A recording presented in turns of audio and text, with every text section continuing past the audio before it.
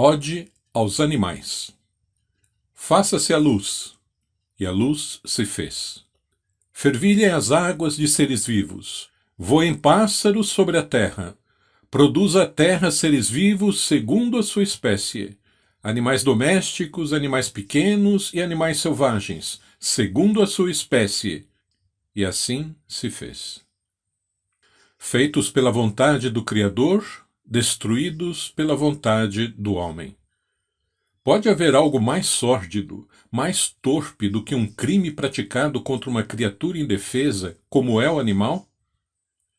Ao contrário do ser humano, o animal é sempre inocente em todas as circunstâncias. Jamais sofre por culpa própria, pelo desrespeito a qualquer uma das leis da criação, mas tão somente devido à maldade do bicho-homem e dos muitos desequilíbrios que este provoca no planeta.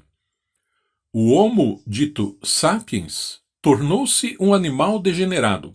Provou e comprovou ser uma espécie que não deu certo, e por isso terá de desaparecer de seu hábitat. Assim determina a Mãe Natureza contra qualquer coisa que perturba a harmonia e não se ajusta às suas leis perfeitas. Terá de desaparecer na sua quase totalidade, para que as outras espécies possam continuar a se desenvolver em paz, sem precisar mais temer esse monstro ensandecido que não vê nada diante de si senão seu próprio bem-estar. Um bem-estar frequentemente refestelado no desrespeito, na tortura e na morte de animais. Para que fêmeas vazias dessa espécie humana pudessem se deleitar com pelugens macias, filhotes de foca são mortos a pauladas diante das mães foca desesperadas. Para que machos astutos dessa espécie não precisassem amargar uma redução de seus lucros no comércio da carne de frango, pintinhos recém-nascidos são lançados vivos no fogo, etc., etc., sem fim. Um livro volumoso poderia ser produzido apenas para descrever as atrocidades que a criatura humana, covarde a não mais poder, já foi capaz de praticar contra os animais, postos na terra em confiança para serem cuidados, guardados e respeitados pela espécie dominante. E outro ainda maior registraria a enorme, a gigantesca indignação que toma conta dos poucos membros da espécie humana que ainda amam, de todo o coração, a natureza e seus entes. Não vale a pena discorrer mais sobre o abominável crime milenar do ser humano contra os animais. Do enorme rosário de culpas que ele terá de responder diante do trono do juiz, esse delito, especificamente, não poderá contar com nenhuma atenuante. Quem pratica, ou mesmo dá apoio a qualquer ação dirigida contra os animais, já não conta mais espiritualmente. Visto de cima, ele não existe mais na criação.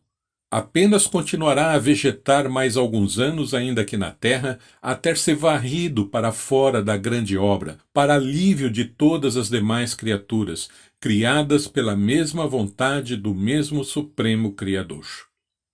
Segue um diminuto trecho da conhecida carta que o cacique Seattle enviou em 1855 ao presidente dos Estados Unidos, no ponto em que ele faz menção aos animais.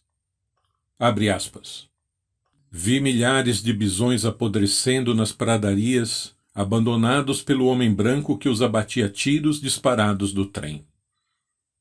Sou um selvagem e não compreendo como um fumegante cavalo de ferro possa ser mais valioso do que um bisão que nós, os índios, matamos apenas para sustentar a nossa própria vida.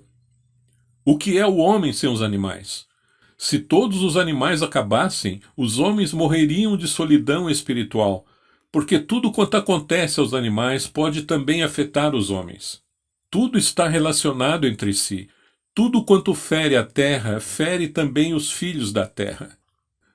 O homem branco também vai desaparecer, talvez mais depressa do que as outras raças. Ele continua poluindo a sua própria cama, e há de morrer numa noite sufocado em seus próprios dejetos. Fecha aspas.